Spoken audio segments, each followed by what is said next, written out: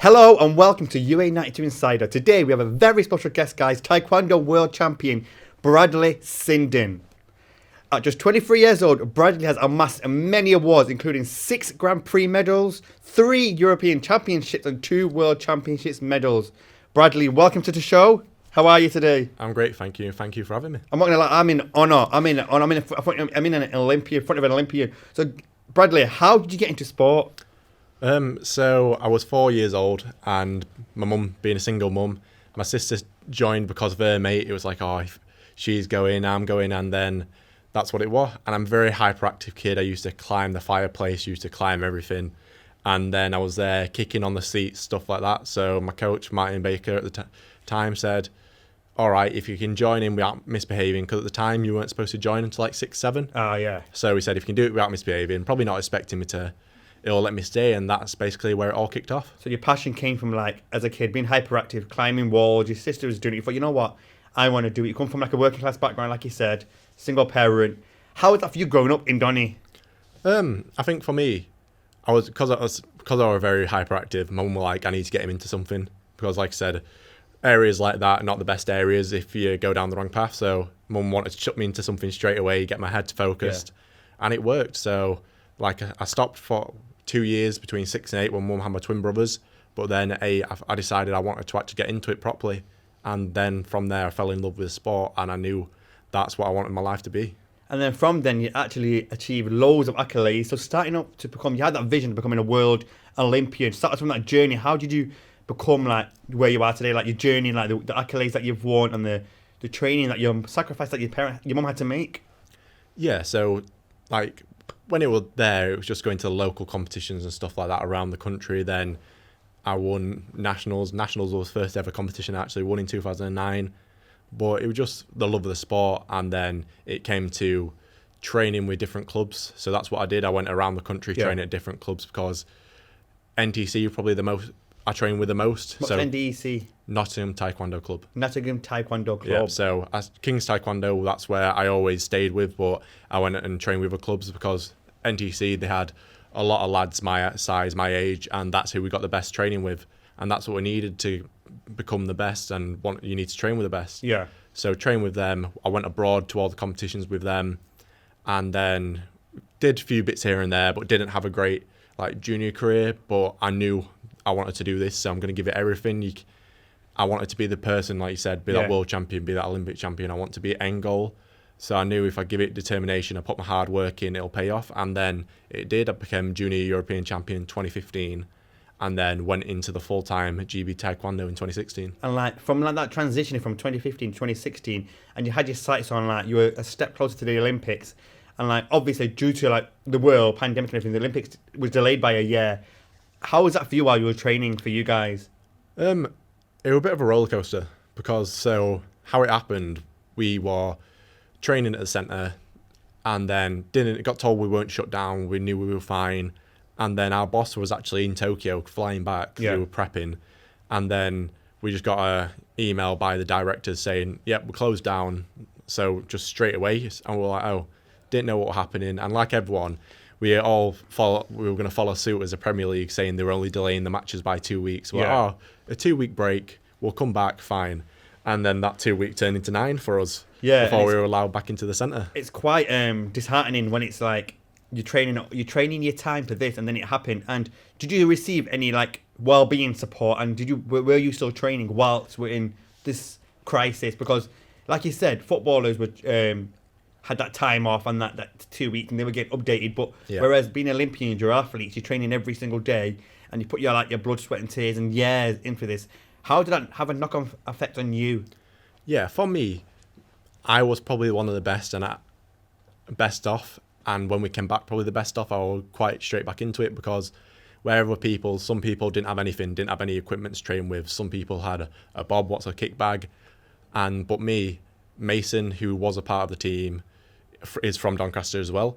And being Doncaster, we both had clubs there. So we'd be able to get given the keys to a club for us just to train with ourselves. So that's what we did. Yeah, so we just got the keys from his club coach, Cafe. And then we got to train in that gym for, I think that was for 5 weeks.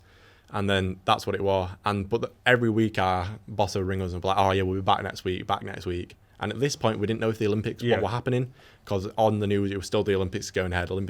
So we had to train like it was. We couldn't be like, nah, it's not going ahead. But in case it did, what would happen if I didn't? And then it turned up and I'd just be in no man's land. Because it was your first ever Olympics, and obviously when you got the call and like it actually happened, what was going through your head at the time? When I actually found out, I thought I should have had it secured anyway. So I knew from January 2020 that I qualified the spot. But in our sport, you don't just qualify the spot.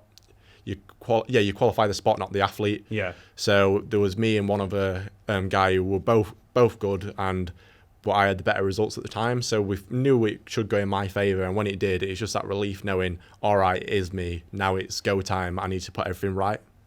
Yeah.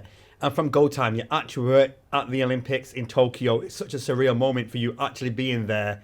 And the atmosphere was incredible, watching it from home, seeing all like the public, the great British people sticking together. What was it like for you during the opening day, like for the village, the opening ceremony? I think it's amazing. Well, for me, I was in a sauna watching it when I was in the opening ceremony because I was weighing in the next day. Yeah, so you want to relax? Yeah, so that's how we lose our last bit of weight. Like our nutritionists know it's safe, so that's how we do it. But for me, I think it's just how it went together. Obviously, would have loved it to be like a normal Olympics and how everything went, not with COVID. But what was it like with no fans there? For us, we were used to it. We had a few comps anyway. Yeah. But we were allowed because there were no even Japanese public, we were allowed our own teammates there. Yeah. So they gave it a bit more of an atmosphere.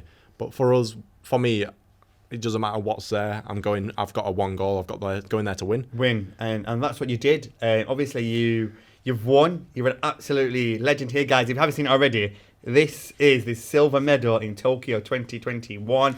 He was amazing. It was absolutely amazing and a surreal moment for you. And what was it like to actually hear your name say you have won an Olympic medal for your first ever Olympic Games? You were 23 at the time. Disappointing.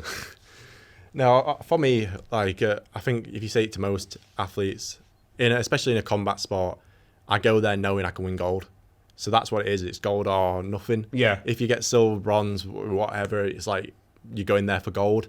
And if I don't get that, I've not done not what I wanted. But after now I can look back on it, and after you've had the time, and I can appreciate what I've done since I joined in 2016 and winning the Worlds, now silver medal. I've progressed a long way. So it's only 4 years, like training officially, like becoming a world champion. You had that vision, and you actually are a world champion. You're number 1 in the world for Taekwondo, and you just winning that. Let me just feel it, guys. I'm not gonna lie, guys. I feel like an Olympian. Oh my days! Look at this, guys. Oh my days! Can I wear it? Yeah. I'll wear it while I'm talking to you. I feel like an Olympian myself. It's quite heavy. And once you got this, and obviously you said you felt a bit let down. Your family had sacrifices. Your mum spent thousands. But then again, looking back at it, you said that your mum was upset because you were upset.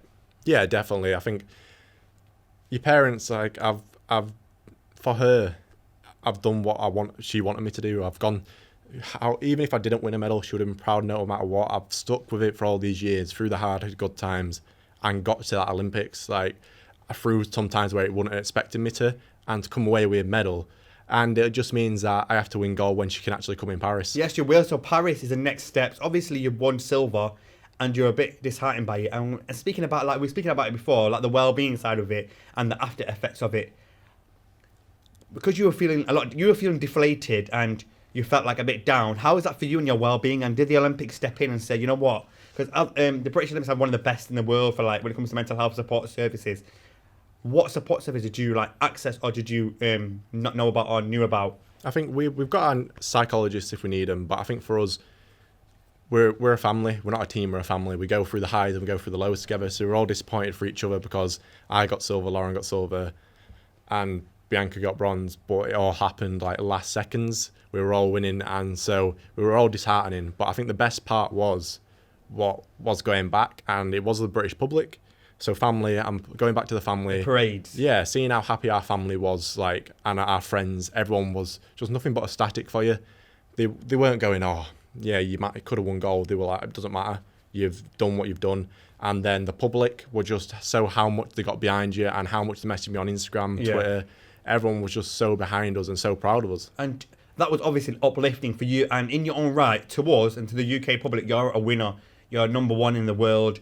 You got silver. That is still an achievement, amazing accomplishment. I'm not going to lie, guys. This is quite heavy. Me wearing this, what was it like when they put it on you, like, honoured? Well, like I said, I was still disappointed. And at that point, that's where you just replaying the fight in my head. So actually, when they did put it on me, I did think, oh, this is a bit heavy, to be fair. That's the main thing. But and you lost a mere seconds, you said. And looking back at that, what would you do differently for Paris now? Because we believe you're going to win gold. We all know you're going to win. Nothing. There are a few times where I got a few headshots but didn't score. What I was unlucky.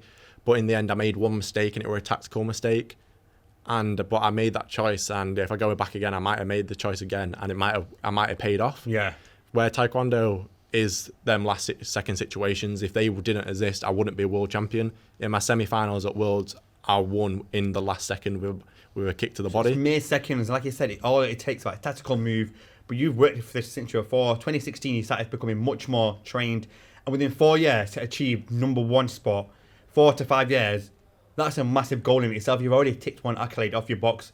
And speaking about moving on to more positive stuff, Paris 20, when is it? 24. Your family can actually be there, hopefully. What are your hopes for Paris 2024? Hopefully another gold and I can wear it. Yeah, exactly, gold. I think where this time, from 2016 to 2021, it was like trying to get there and proving, becoming the best, trying to be the best. And I think now I'm already at that top level. So it'll be fun now to let's see where I can get. Let's see how much I can push this further. I'm not starting from the bottom. I'm up there. And now let's stay up there.